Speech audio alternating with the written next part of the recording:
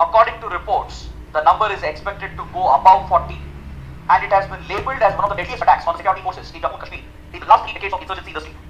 Jaish-e-Mohammed has claimed responsibility for the attack, and it has said that it was a suicide bomber belonging to Jaish-e-Mohammed who drove a SUV which was loaded with explosives into the CRPF convoy.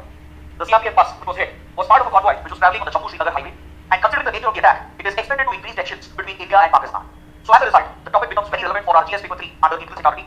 So as part of this discussion, let's understand the role of CRPF in Jammu and Kashmir, and let's also talk about the role of Jaish-e-Mohammed in destabilizing India through a series of terror attacks. The CRPF is one of the largest central armed police forces which is under the Ministry of Home Affairs, and the CRPF is largely used in an internal security role. It has been deployed in the state of Jammu and Kashmir as a part of its internal security mandate, and it will assist the Indian Army in conducting counter-insurgency operations. And it will also assist the state police in dealing with unrest, mob violence, and stone-pelting incidents in the state of Jammu and Kashmir.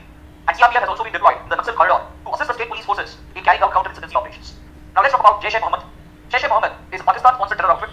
The External Intelligence Agency of Pakistan, that is the ISI, has played a direct role in setting up and sponsoring Jaish-e-Mohammed, and this terror outfit is focused on liberating Kashmir from India.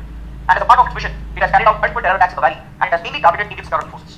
And to understand the origin of this outfit, we need to go back to 1999, when an Indian Airlines aircraft IC-814, which was travelling between Kathmandu and Delhi, was hijacked by militants belonging to Harkat-ul-Mujahideen, another ISI-sponsored terror outfit in the region.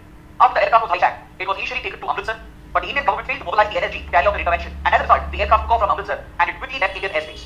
So once the aircraft left Indian airspace, the options for the Indian government was severely restricted. The aircraft was next taken to multiple cities, including Lahore, Dubai, and finally landed in Kandahar, which is in Afghanistan.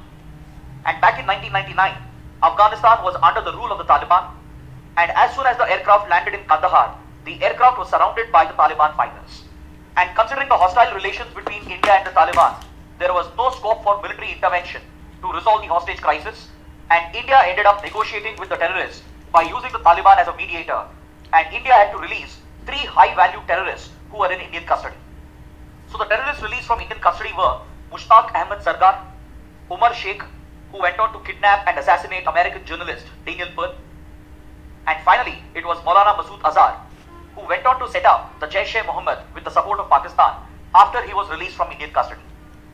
Jaish-e-Mohammed is one amongst the various terror outfits which has been set up and sponsored by Pakistan in order to destabilize Jammu and Kashmir.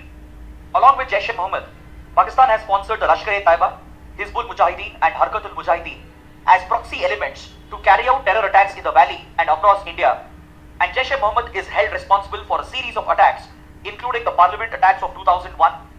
The parliament attacks brought India and Pakistan almost to the brink of conflict because India mobilized its troops after the parliament attacks under Operation Parakram, and the outfit is also responsible for a series of attacks against the Indian security forces, including the attacks at Pathankot and Uri.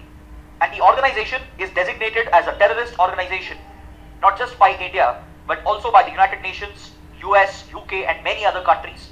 And India has been trying to designate Maulana Masood Azhar as a global terrorist under the provisions of the UNSC 1267 resolution. The 1267 resolution of the UN Security Council provides for a sanctions committee. It is also popularly known as the Taliban and Al-Qaeda Sanctions Committee.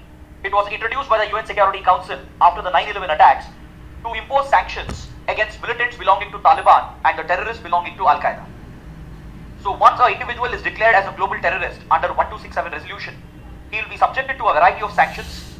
His ability to move around funds will be severely affected, as all the accounts related to the individual will be frozen, and his ability to move around different countries will also be severely restricted.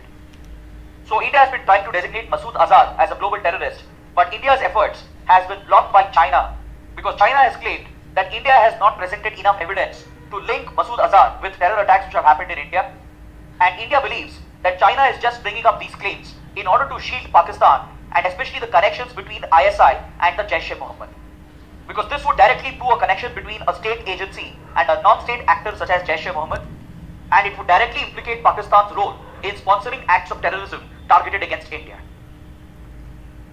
Now let's take up the next article